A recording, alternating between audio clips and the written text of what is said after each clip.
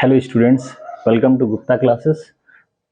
इस क्लास में मैं जो है आपको जो है कैसे जो है हम जो है फ्रिक्शन को रिड्यूस कर सकते हैं। आपने देखा लास्ट वीडियो में कि किस तरह से फ्रिक्शन हेल्पफुल होता है और किस तरह से डिसएडवांटेज भी उसके होते हैं। तो जहाँ पे डिसएडवांटेज होता है वहाँ पे हमें फ्रिक्शन को जो है क्या करना पड़ता है, रिड्यूस करना पड़ता है। तो फ्रिक्शन को रिड्यूस करने के लिए क्या क्या चीज़ें हैं, हमने लास्ट वीडियो में देखा गया। मोस्ट ऑफ दी मशीन्स जहाँ पे जो है रब होता है, जहाँ पे भी जो है फ्रिक्शन जो है कब आता है, जब दो कॉन्टैक्ट सरफेस आते हैं और आपस में मोशन करते हैं, मूव करते हैं, वहाँ पे फ्रिक्शन आता है और वहाँ पे जो है डिसएडवांटेज होता है, जिसकी वजह से वो जो है चीज़ वियर हो जाती है और ख़राब हो जाती है। तो उसको जो है रिड्यूस करने के लिए, फ्रिक्शन को कम करने के लिए हम क्या करते हैं, कई चीज़ें करते हैं।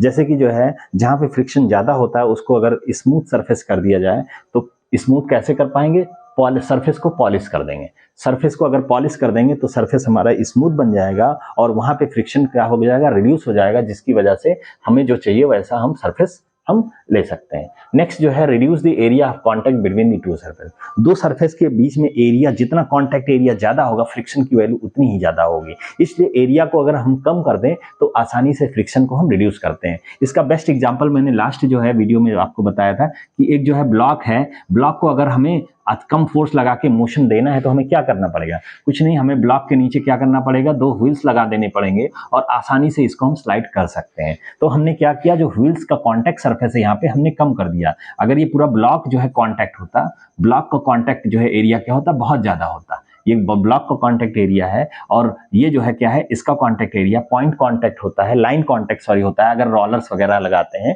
तो लाइन कांटेक्ट होता है, एक लाइन जो है कांटेक्ट में रहता है, जिसकी एक लाइन और एक जो है पूरा जो है सरफेस, इसमें एरिया किसका ज्यादा होगा, इसका ज्यादा होगा, इसलिए फ्रिक्शन यहाँ पे ज्यादा होगा। और यहाँ पे एक लाइन है, यहाँ पे फ्रिक्शन बहुत कम हो जाता है, जिसकी वजह से आसानी से हम इस चीज को आगे बढ़ा सकते हैं, रोलर्स वगैरह लगाते हैं। तो हम एरिया को रिड्यूस करके आसानी से फ्रिक्शन को कम करके हम चीजों को एक जगह से दूसरी जगह मूव कर सकते हैं। तीसरा जो है क्या जो है कैसे हम रिड्यूस करते हैं, use the lubrication in moving parts. जहां पे जैसे मैंने आपको गियर्स वगैरह के बीच में बताया था कि वहां पार्ट्स क्या है, मूव करते हैं आपस में।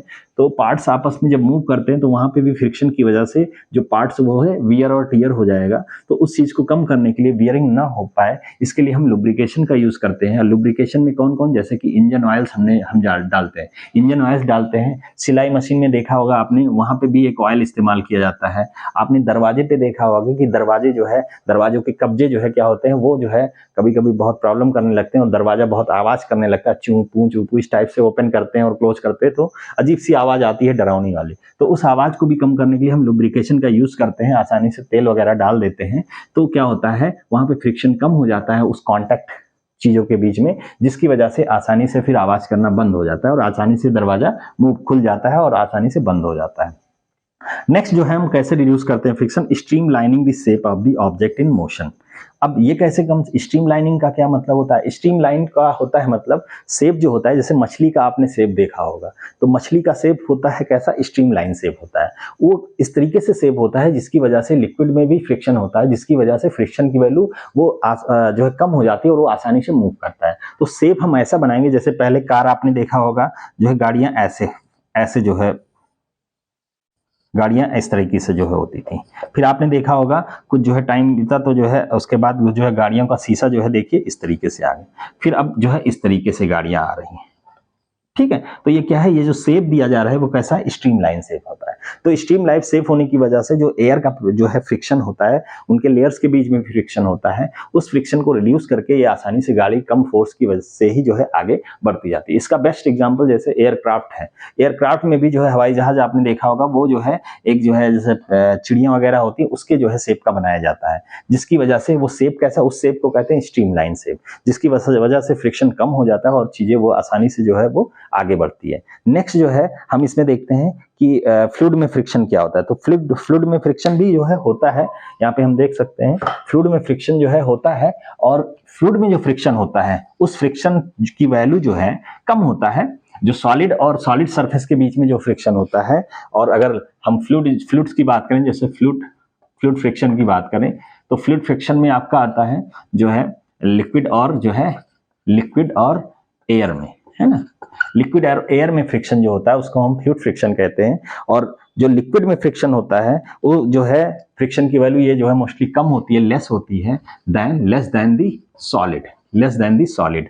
एयर में जो फ्रिक्शन होता है ये भी जो है सॉलिड से कम होता है, लिक्विड से भी कम होता है, सबसे कम होता है एयर फ्रिक्शन। और इसी फ्रिक्शन की वजह से हम देखते हैं जब शूटिंग स्टार जो होती है, शूटिंग स्टार है ना, शूटिंग स्टार जब आता है तो क्या होता है, बर्न हो जाता है, जल जाता है। किस वजह से जल होता है, क्योंकि जो है एयर में जो एयर के लेयर्स के बीच में जो फ्रिक्शन होता है उसकी वजह से जो है ये उस फ्रिक्शन की वजह से हीट हो जाता है और ये बहुत तेजी से जो है क्या हो जाता है, बहुत high amount of heat generate होती है और उसकी वजह से, फ्रिक्शन की वजह से ये जल जाता है। नेक्स्ट है विस्कस फोर्स।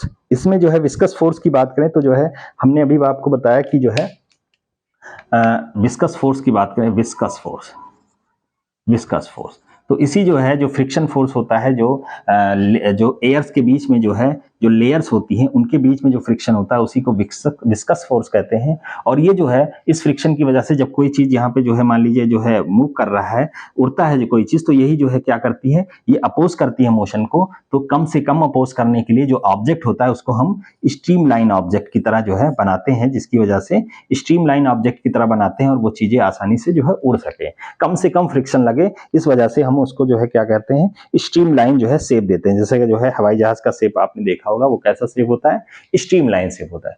तो आई थिंक ये जो है पूरा चैप्टर आपको समझ में आ गया होगा। ये चैप्टर यहीं पे एंड होता है, इसकी थ्योरी। अब इसके क्वेश्चंस आप लोग अगर कहेंगे तो मैं क्वेश्चंस भी आपको जो है यहाँ पे दे दूंगा, कुछ क्वेश्चंस लगवा दूंगा। तो ये सारे टॉपिक्स हमने कवर किए जो है इस पूरे चैप्टर का, जो चैप्टर नंबर 2 है IIT फाउंडेशन, क्लास 8 फिजिक्स के लेवल का है। ये जो मैंने पूरा आपको बताया है ये क्लास 8 के लेवल का है, ठीक है। और क्लास 8 के बाद हम क्लास 9 में अगर देखेंगे तो कुछ चीजें और बढ़ जाती हैं, कुछ कॉन्सेप्ट बढ़ जाते हैं। और इसमें जो टॉपिक जो है चैप्टर 2 में क्या है, फोर्स एंड इट्स फ्रिक्शन, इसके बारे में हमने बताया। पहला वीडियो हमने फोर्स एंड इट्स इफेक्ट के बारे में, अगर आपने नहीं देखा है तो हमारे प्लेलिस्ट पे जाके इसको देख सकते हैं। फिर हमने contact and non contact force, फिर हमने जो है सेंट्रीपिटल और centrifugal force, balance and unbalance force, impulse, mass और वेट के बारे में डिटेल में बताया। फिर हमने फ्रिक्शन और इसके टाइप्स के बारे में बताया, इसका एडवांटेज भी बताया, डिसएडवांटेज भी बताया, कैसे इसको हम कम कर सकते हैं, ये हेल्प भी करता है और ये इसके डिसएडवांटेज भी कुछ होते हैं। तो आई थिंक आज इतना ही रखते हैं। अब जो है नेक्स्ट वीडियो में आपको नेक्स्ट चैप्टर में जो है आपको बताया जाएगा। Thank you very much.